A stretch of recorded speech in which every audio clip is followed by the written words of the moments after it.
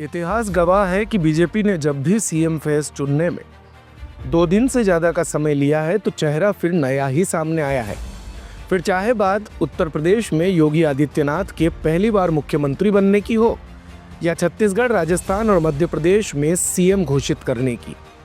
हालांकि महाराष्ट्र इसमें थोड़ा सा अलग है क्योंकि देवेंद्र फडणवीस को मिला हुआ है आरएसएस का साथ, जो बीजेपी के आला कमान को वो प्रयोग करने से रोकता है जो वो अन्य राज्यों में सहजता से कर देते हैं।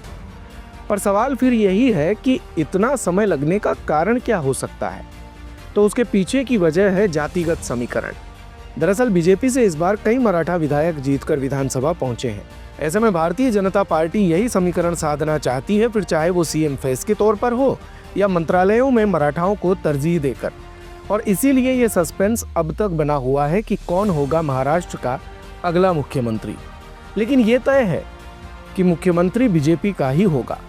बीती देर रात तक गृह मंत्री अमित शाह के घर महायुति के नेताओं की बैठक हुई। 2 घंटे से ज्यादा देर तक चली बैठक में महाराष्ट्र में सरकार गठन को लेकर चर्चा हुई। बैठक में दोनों सहयोगी दलों ने अपनी सहमति दी कि बीजेपी का मुख्यमंत्री बने।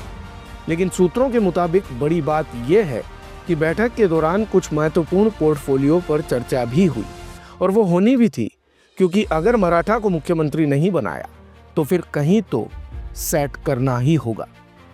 जैसे गृह मंत्रालय, वित्त मंत्रालय, राजस्व मंत्रालय और कार्मिक बीजेपी के पास रहेंगे, तो शिवसेना के पास शहरी विकास मंत्रालय और पीडब्ल्यूडी जैसे महत्वपूर्ण मंत्रालय जाएंगे। एनसीपी को कृषि, सिंचाई, खाद्य आपूर्ति, मेडिकल और टेक्निकल एजुकेशन मंत्रालय दिया जा सकता है। बीजेपी शीर्ष नेतृत्व की तरफ से नई महाराष्ट्र सरकार में एकनाथ शिंदे और अजित पवार को उप मुख्यमंत्री बनने की भी अपील की गई है। लेकिन विधायक दल के नेता को चुनने के बाद ये सारी प्रक्रिया होगी। सूत्रों के मुताबिक लगभग 2 घंटे की बैठक में करीब 25 मिनट की पहली बैठक एकनाथ शिंदे, अमित शाह और जेपी नड्डा के बीच हुई।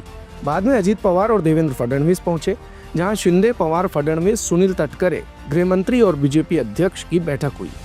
शिंदे के साथ बैठक में मराठा वोटरों के बीच विश्वास बहाली बनाए रखने को लेकर गहन चर्चा की गई।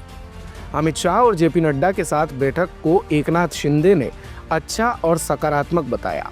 उनका कहना था कि ये पहली बैठक थी। अमित शाह और जेपी नड्डा से चर्चा की गई है। अभी महायुति की एक और बैठक होगी जिसमें यह तय होने की उम्मीद है कि मुख्यमंत्री की भूमिका कौन संभालेगा। वो बैठक मुंबई में होगी। हालांकि इससे पहले शिंदे साफ कर चुके हैं कि मुख्यमंत्री पद को लेकर कोई समस्या नहीं है और उनके लिए लाडला भाई एक ऐसा पद है जो किसी भी अन्य पद से अधिक महत्व रखता है। देवेंद्र फडणवीस ने विधानसभा चुनाव के दौरान समर्थन के लिए केंद्रीय गृह मंत्री अमित शाह का आभार व्यक्त किया।